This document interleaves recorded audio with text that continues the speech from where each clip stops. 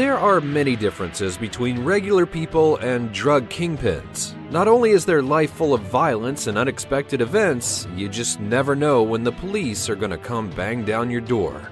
Their homes are also, well, a little bit nicer looking than ours. People call it narcoarchitectura, the drug lord architecture. Think mansions, swimming pools, luxurious cars, secret passages. Even their own tombs have air conditioning, and it almost feels like a celebrity's fortune. So join us as we have a look inside some of the most controversial drug kingpins' homes that have ever existed. Oh, and a word of advice, kids. Don't do drugs. Joaquin Guzman. Joaquin Guzman, also known as El Chapo, is among one of the most known drug kingpins, and the public has been trying to have a peek into his home for many, many years. It finally happened after his last arrest in 2016. But why did it take so long? Well, Guzman escaped from a high-profile prison twice, and if you're not familiar with the story, he was the leader of the powerful criminal organization known as the Sinaloa Cartel. And many call him one of the biggest drug lords of our time. He was also named as one of the richest people on Earth. His net worth are in the estimates of around $1 billion. Now, his house is quite unique, ordinary looking on the outside, but features a dressing room with a mirror, which leads to a secret doorway, leading to a tunnel down to the city's drainage system. This is where he managed to hide before he was recaptured. And that's not all. After the police raided his home, photos from the inside of the mansion were posted online, and it might surprise you just how much stuff Guzman actually owned. The police found a hot tub located in a man-made cafe in the tunnels. El Chapo also had plenty of stolen art in his possession, as well as exotic animals in his zoo. Just imagine what it would be like if you owned a Black Panther. He also had a bunch of weaponry and plenty of cash like any good drug lord would. And it was spread out everywhere. It must be a real struggle when you have so much money that you're not really sure what to do with it, so you just pile it up all over the place. Although he had paid off local officials and military commanders, the neighbors ended up ratting him out, and his mansion was raided on January 8th of 2016. Which leaves you to ask yourself, how well do you really know your neighbors? Rakesh Yeote Saran. Now, some drug kingpins get really creative with how they get their money, and Rakesh Yeote Saran didn't just sell drugs on street corners and then smuggle his way to his wealth. He had an online pharmacy, selling millions of dollars worth of pills over the internet, and reportedly earned $50,000 a day on average, which isn't really a bad deal, right? With the money he made, he bought a $1.2 million, 22,000 square foot mansion in Arlington, Texas, and it was just a few miles away from Cowboy Stadium. Now here's just a couple of the things that you would find if you walked into Rakesh's mansion. Heated marble tile, 5 fireplaces, an indoor pool, custom painted murals, and every room has large windows, and the front yard has a large garden. The mansion itself has 7 bedrooms, 4.5 bathrooms, a home theater, a sauna, a dance studio, and a private library. Not too shabby for a drug kingpin. Since his 2005 arrest, though, his home has been auctioned off with a value of $3.7 million. Paul Yearsley.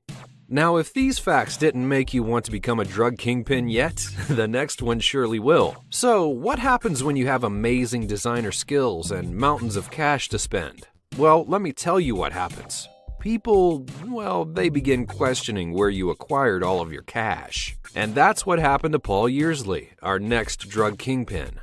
Looking fairy tale-like from the outside, this $9.5 million home based in Manchester, UK, featured a ginormous swimming pool, handcrafted marble tile work, bathrooms with a sauna, a private bar, and a luxurious home theater. In 2009, Yearsley's mansion was even featured in a magazine, and it made Britain's crime agency wonder, how in the world did a man like him manage to get so much money?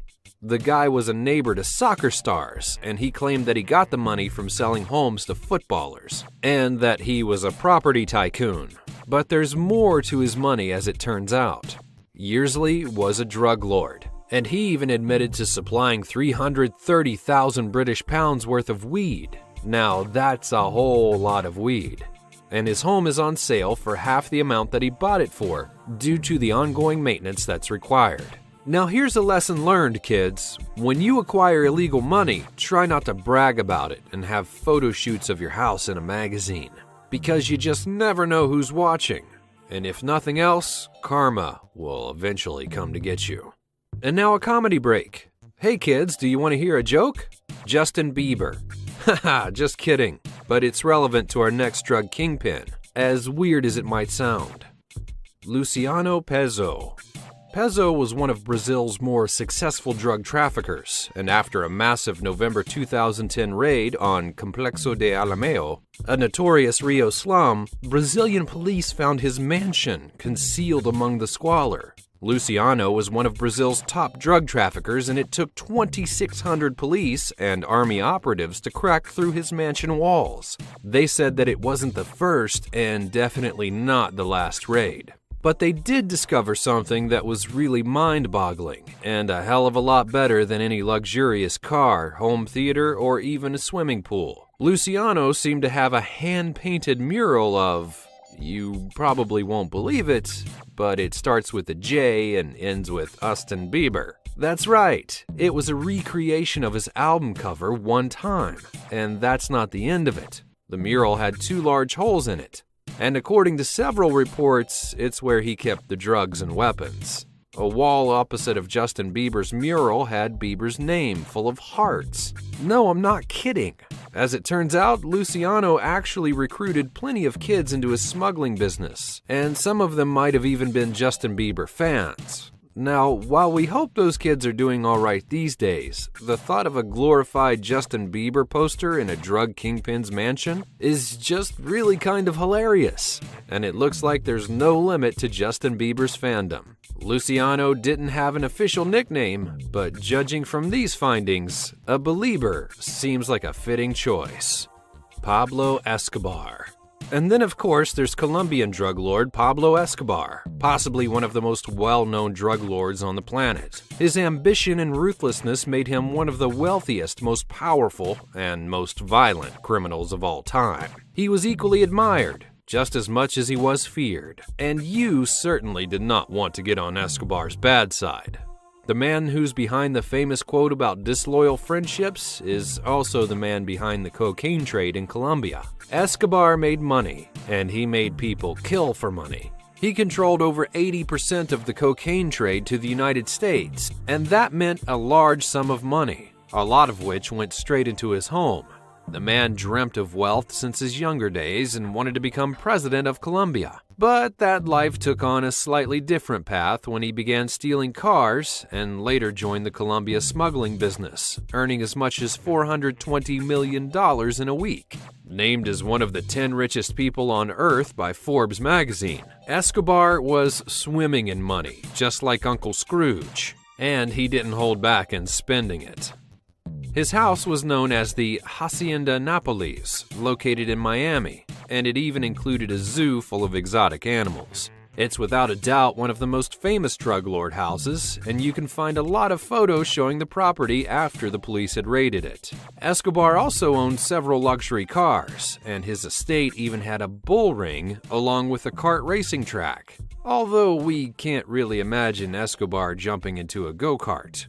He even had a private runway for his planes so that he could make his drug smuggling job even easier for himself. Over the years, many entertainers as well as models and celebrities flew to his house to hang out with Pablo, and he was well known in every business imaginable. And upon his arrest, the government, for some reason, allowed Escobar to build his own luxury prison, which he named La Catedral. His employees were his guards, and the prison had a casino, a spa, and a nightclub. So it seems as though this drug kingpin did really well for himself. After his arrest, the estate was so hard to maintain that the government donated the zoo to the Colombian and international zoos after his death. Now, just to give you an idea, the entire estate was 9 times the size of New York Central Park, and there's probably a lot of still undiscovered hiding places. Escobar's former home was also once a theme park, which attracted about 50,000 visitors a year. and in 2016 they began tearing it down, discovering a secret metal safe underneath the concrete, weighing about 700 pounds. The safe is now in the hands of property owners, and we're sure that Escobar had many more secrets inside of his mansion, so it's just a matter of time before they're discovered. And now for an honorary mention. Tony Montana's Scarface Mansion. Sure, Tony Montana is a fictional drug lord, but his house was so impressive that we've added it to our list. The 10-acre property is real, and the mansion itself has about 10,000 square feet and is still on the market for $35 million. The price seems so extreme that no one is really willing to go for it. The mansion was built in the early 1900s, but has since been renovated. The front yard features fountains and plenty of Persian-style architecture, while the rest of his bedroom property has more of a modern decor, with mixed Roman and Middle Eastern influences. The rear of the house is just as fabulous as shown in the Scarface wedding scene. It's a paradise to live in, and not just for drug lords.